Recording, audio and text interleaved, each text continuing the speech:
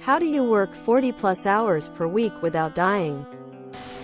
When you have work that involves thinking, the time goes by pretty fast. By eating, drinking, sleeping and not getting hit by a bus on the way to work. I need money. It drives me. Not hating your job helps. Because not working 40+ hours per week results in actual dying. I just retired last week. My SS statement shows that I began working in 1975. Most of those weeks were 40+. IDK how I did it. Good luck. It's important to learn what tasks need your full effort and which you can just mail in. I'm pretty young, and I've found my peers in the workforce really struggle with perspective. They worry whether one metric on one slide is correct and spend days working on it. If they'd put in a best guess and disclaimer, nobody would have cared. And they might have spent the extra time doing something above and beyond to impress. Once you have a good reputation at work, it's a lot easier to slack off when you get the chance or need to. Working from home with something I enjoy.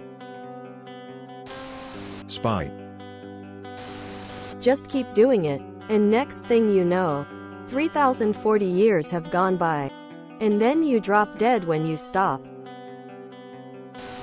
I used to work 4,060 hours a week by being strategic with my days off, holidays, and with my breaks. For example, an extra 2 hours at the end of the day, on top of my usual shift, wasn't too bad when it came with another 15-minute break to break it up a bit. You think of your work in blocks. So in the morning you're working while thinking of that breakfast break, then that lunch break, etc. Then you go home and sleep. And if you're working towards something, then you just focus on just getting those hours done. And of course you don't put everything you've got into the job, do your work and no more. Lots of water breaks and bathroom breaks help too. I worked in collections then, so it was understood occasionally we had to take a moment to compose ourselves after a particularly nasty case, to basically any opportunity to take a little time out. Exercise and eat well. Government-regulated legal meth. Bold of you to assume I'm not already dead on the inside. Money is a great motivator. For my daughter, I don't ever want her to have the childhood I had. Going without heat in the winter and air in the summer.